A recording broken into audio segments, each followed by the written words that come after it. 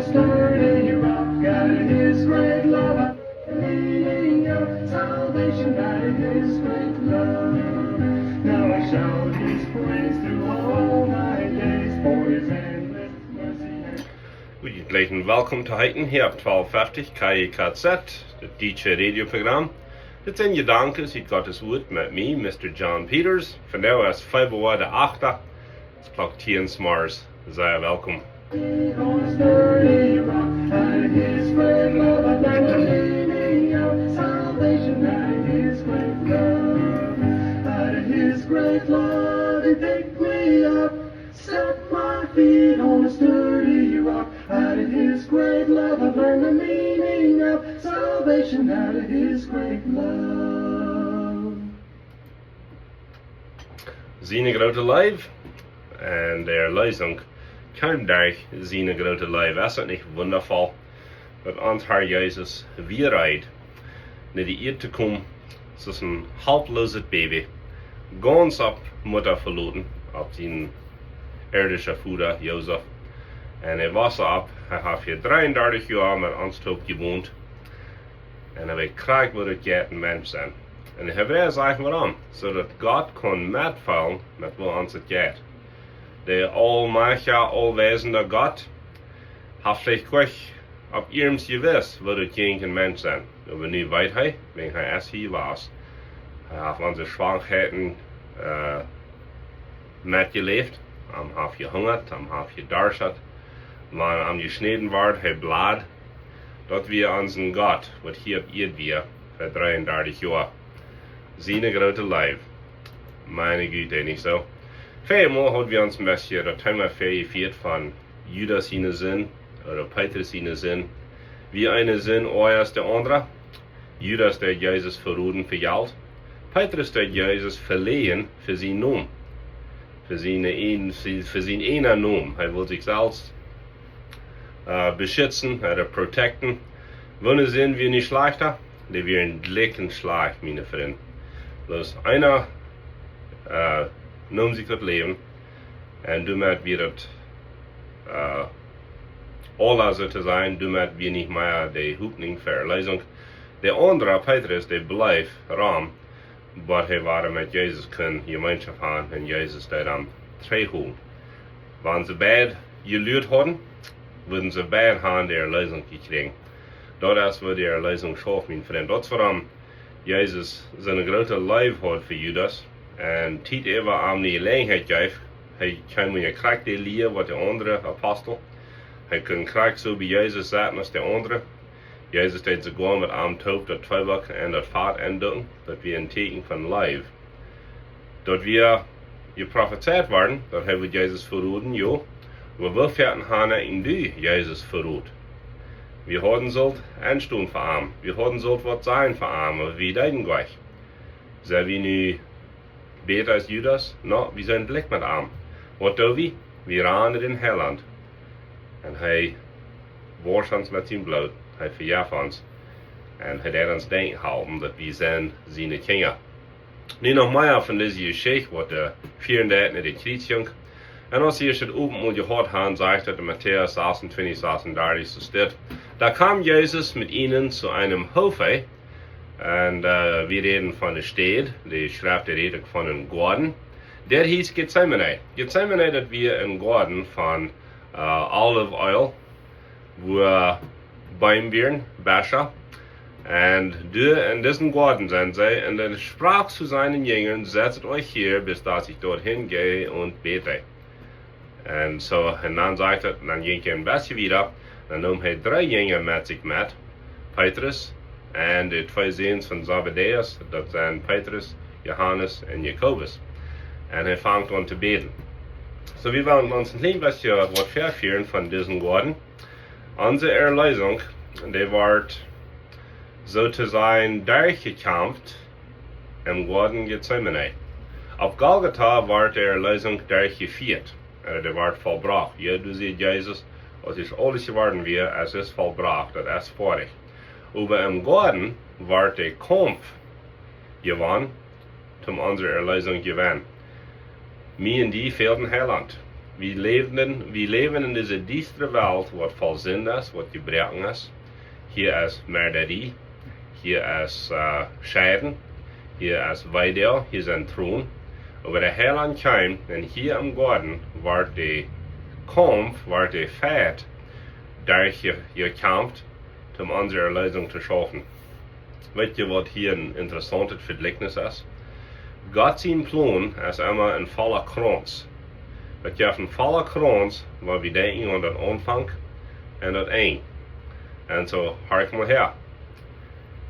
Wo fallen die Menschen? Wo sind die armen einfach? Im Guaden. Dat stimmt. Sie haben nicht Gott gehorcht, sie werden nicht gehorsam. Die haben die Sinn auf die ganze Welt, en über die ganze Welt, en in die ganze Welt.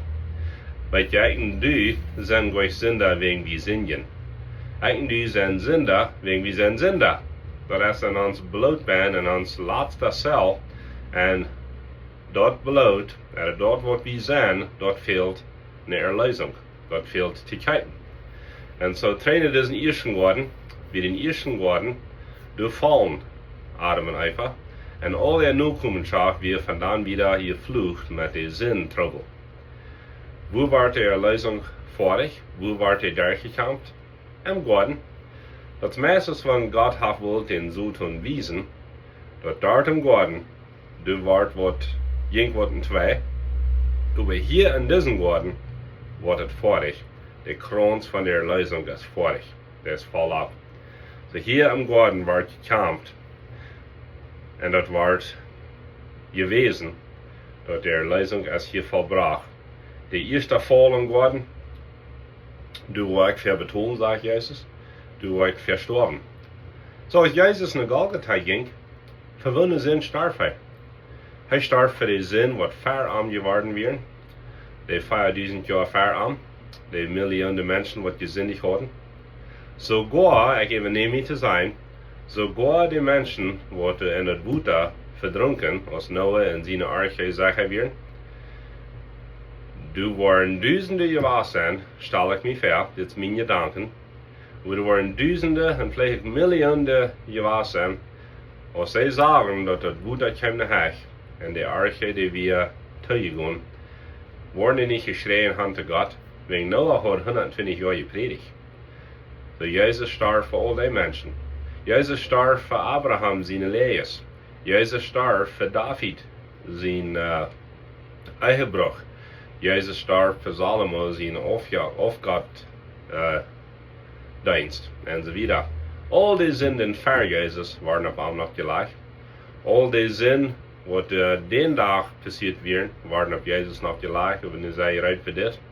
All die Sünden, was noch würden waren, all die Sünden, was noch würden passieren, die waren auf einmal noch gleich.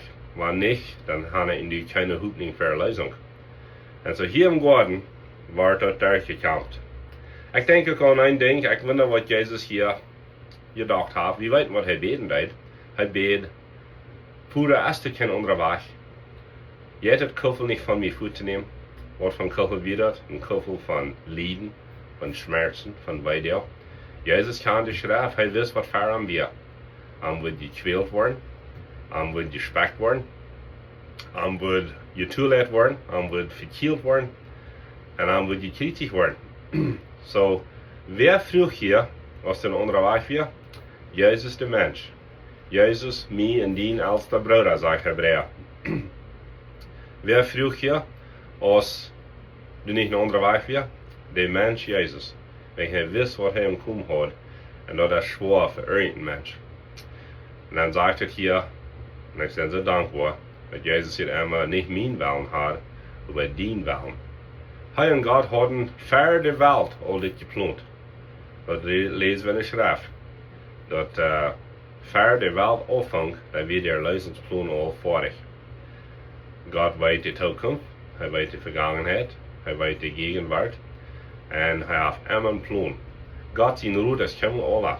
Die Feinde bleiben immer gewähnt hier und da, aber die wird kommen gewähnt. Denn Gott ist immer 3 Steps vorab, sei auf Englisch nicht so, 3 Steps ahead. Hier wird es fertig gemerkt für unsere Lösung. Jezus juist zich aan te God zien wel. Hij beet 3 Mal. Is het nummer 3 niet interessant? Er zijn 3, God de Vader, God de Zoon en God de Heilige Geest. En hier ging je 3 Mal beten. Interessant, we vinden nummer 3 in de schrift opkomt, niet zo? Jemand heeft gezegd dat de Vader, de Zoon en de Heilige Geest, die schaffen Tod en de Erlösung. Wo schafft dat? God de Vader, der heeft de Erlösung geplant. Nummer 1. Nummer 2. God de Zoon, dat is Jezus Christus, der heeft de Erlösung vollbracht. Hij heeft dat erschaft. En God de Heilige Geest, Nummer 3, merkt ons de Erlösung deutlich. Und den Heiligen Geest is het dus niet geschicht. Met den Heiligen Geest wordt het levendig. Met den Heiligen Geest, dat den Geest afwijken en heeft contact met God. Adam en Eva starben den Tag von Guaden. Nicht physisch, sie gingen wieder, sie eiten, sie schleiten, sie schaffen, sie ackerten. Aber wie wird gestorben? Was wird das? Der Kontakt mit Gott. Was ist das? Jesus wird den Tag gestorben. Jesus hat es gemerkt, dass uns Jesus wieder abweichen kann, sodass wir wieder können in der vollen Erlösung leben und sogar in den Guaden wohnen, wo wir mit Gott tot können gehen. Was hat Jesus hier vielleicht gedacht? Er hat gedacht an die Alte Testamentliche Geschichten. Vielleicht hat er an Abraham gedacht. Weet je, Abraham werd gevraagd om zijn zeen offeren. Heeft zich dat bekannt? Krijgt es Gott een dag zijn zeen wird offeren, niet zo? En Abraham wie gehoorzaam. Hij wie rijdt om zijn zeen aanbrengen.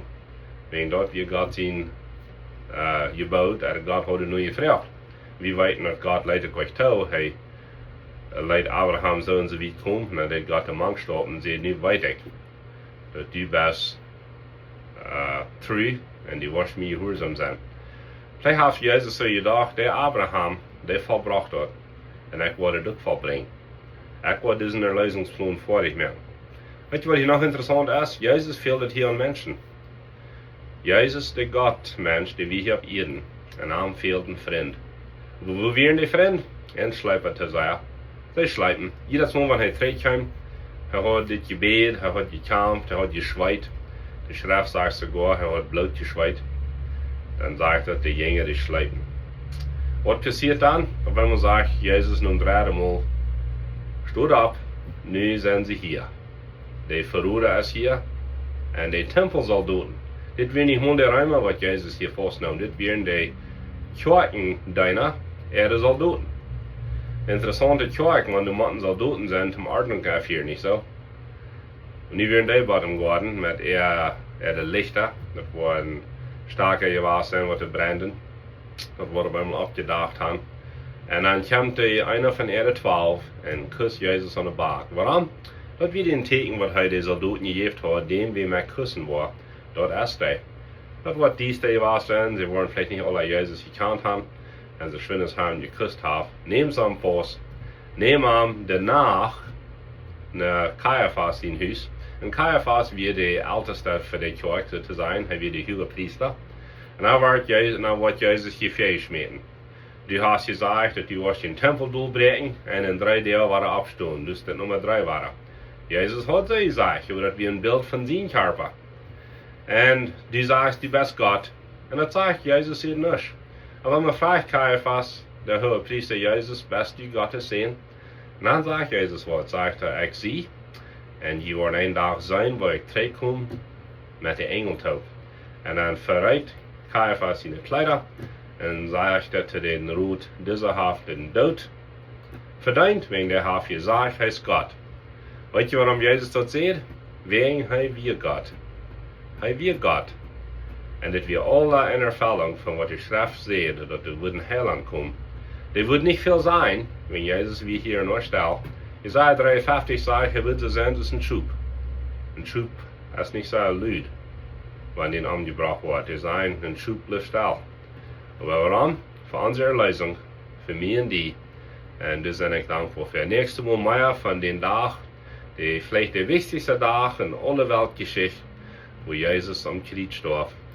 Für mich und die. Heute hier wie 12:50. KIKZ. Und Dankeschön für das Wiederreden.